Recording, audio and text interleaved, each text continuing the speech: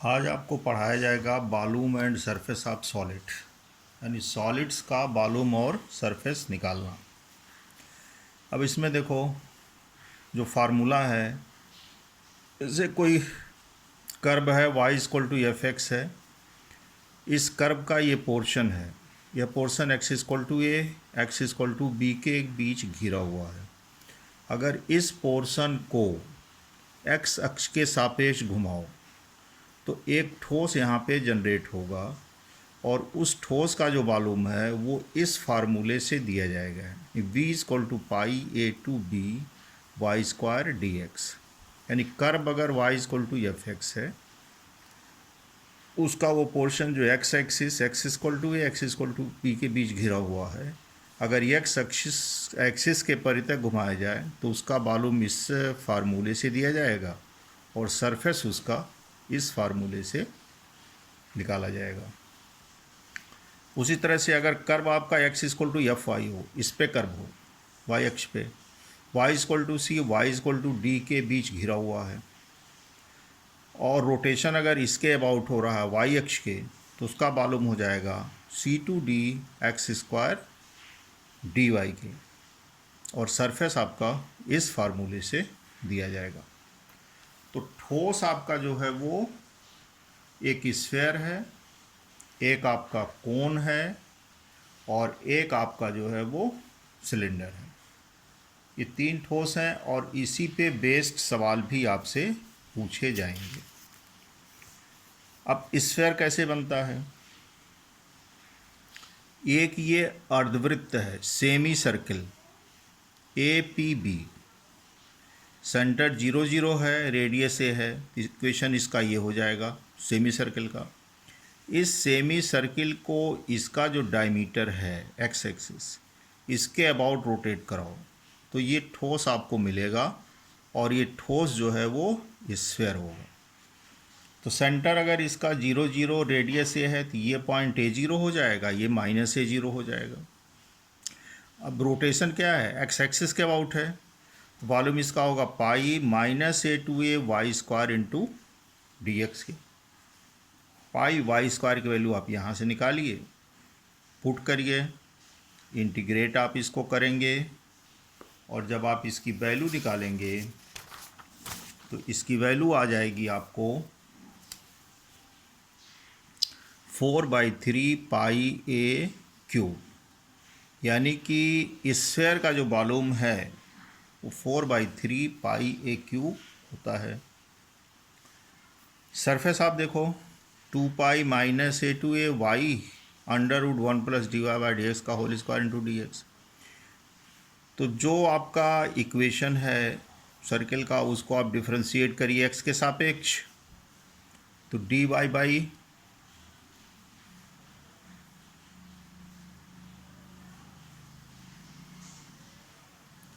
D Y by D x आपका minus x by y होगा, तो 1 plus D Y by D x का whole square आपका हो जाएगा ये। तो जब आप इसको यहाँ पे उठा के रखेंगे तो ये वैल्यू आपकी आ जाएगी 2 pi minus A to A Y under root 1 plus x square upon y square, और इसको आप कैलकुलेट करेंगे। कैलकुलेट करने के बाद इसका सरफेस आ जाता है 4 पाई ए स्क्वायर। तो स्फीयर का जो वॉल्यूम है वो 4/3 पाई ए क्यूब होगा, रेडियस अगर ये है, और रेडियस सरफेस इसका हो जाएगा 4 पाई ए स्क्वायर। दूसरा सॉलिड आपका कोन है। तो शंकु बनता कैसे है? आप कोई भी समकोण त्रिभुज ले लीजिए, राइट एंगल ट्रायंगल, उसको उसके किसी भुजा के परितः घुमाइए, तो घुमाने के बाद जो ठोस बनता है वही आपका शंकु कहलाता है। अब यहाँ पे देखो, जैसे O A B right angle triangle है, ये 90 है, ये इसका कर्ण हो गया, परपेंडिकुलर हो गया, और ये बेस हो गया। अब इसको जो है इसके अबाउट जो परपेंडिकुलर दूरी है रोटेट कराया गया, यहाँ पड़ा, तो ये आपका ओ ए डैश ये शंकु हुआ। तो रोटेशन क्या हो गया, एक्स एक्सिस के अबाउट हो। रोटेट कौन सी लाइन हो रही है, ओ ए। इसका मतलब जनरेट कहाँ से हो रहा है, कौन, ओ ए लाइन जनरेट कर रही है। तो पहले आप ओ ए लाइन का इक्वेशन निकालिए। तो इक्वेशन ऑफ लाइन ओ ए। अब ओ ए रेखा क्या है, मूल बिंदु से जा रही है, इंक्लिनेशन अल्फा है। तो आपको पता है मूल बिंदु से जाने वाली रेखा का जो इक्वेशन होता है वो y equal to m x होता है। m जो है वो x अक्ष पे झुकाव होता है। तो यहाँ m आपका क्या हो जाएगा, tan अल्फ़ा। तो इसका इक्वेशन हो जाएगा y equal to x tan alpha. तो वॉल्यूम आप निकालिए, पाई ये 0.00 है वर्टेक्स, यहाँ से यहाँ तक की दूरी हाइट आप h मान लीजिए तो h0 हो जाएगा। रेडियस आप इसका r मान लीजिए। ये स्लैंट हाइट आप जानते हो l होती है। तो 0 to h y square d x.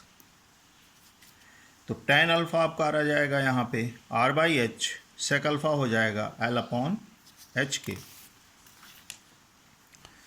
तो वॉल्यूम इसका कैलकुलेट आप करोगे तो आ जाएगा 1/3 पाई r स्क्वायर एच के। सरफेस आपका 2 पाई 0 टू h y, ये फार्मूला है। y एक्स tan अल्फ़ा है, dy बाई डी एक्स आप निकाल लीजिए। ये वैल्यू आपकी इतनी आ जाएगी। आप यहाँ पे इसको पुट कर लीजिए, कैलकुलेट करिए tan अल्फ़ा, सेक अल्फ़ा और ये, तो पाई आर एल आपका जो है वो सरफेस हो जाता है कोन का। तो दो ठोस हुआ, एक आपका स्फेयर हो गया, दूसरा आपका कोन हो गया। तीसरा आपका जो है वो सिलेंडर है। तो सिलेंडर कैसे बनता है, यानी आप आयत ले लीजिए और आयत को उसी के किसी साइड के अबाउट आप रोटेट करा दें। तो रोटेशन के बाद जो ठोस आएगा वही आपका सिलेंडर होगा। जैसे यहाँ पे देखो ओ ए बी सी आयत है, इसको हमने ओ सी इसके अबाउट रोटेट कराया तो ये हमारा सिलेंडर बन गया। ओ 0.00 है, एक्स एक्सिस है, वाई एक्स है, ये 0 होगा। यहाँ से इसकी हाइट हमने h मान ली और ये मोटाई हमने जो है ये r मान लिया। तो जनरेटिंग लाइन हमारी क्या है, ए बी है। तो ए बी रेखा का इक्वेशन, तो ए बी स्ट्रेट लाइन क्या है, वो स्ट्रेट लाइन है जो x अक्ष के पैरेलल है और यहाँ से r दूरी पे है।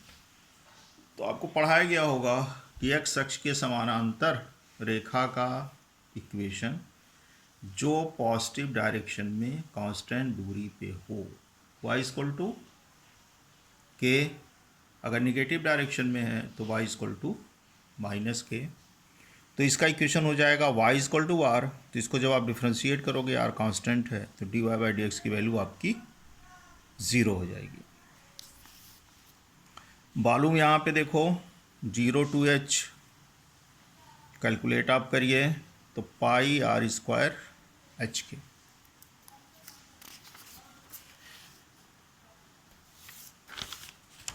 सरफेस आप देखो यहाँ पे 2 पाई 0 टू h y इंटू इतना, तो 2 पाई आर एच आपका सरफेस हो जाता है सिलेंडर का। तीन आपके ठोस हो गए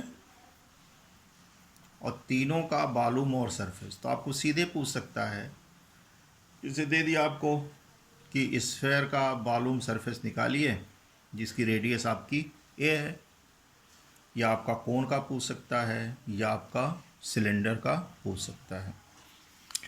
अब एक प्रॉब्लम देखो इलिप्स का है कि इलिप्स के को दीर्घ अक्ष के परितः घुमाने पे जो ठोस बन रहा है उसका आयतन ज्ञात करो। अब आपका ये इलिप्स है, कुछ लोग इलिप्स पढ़े होंगे, कुछ लोग नहीं पढ़े होंगे इलिप्स।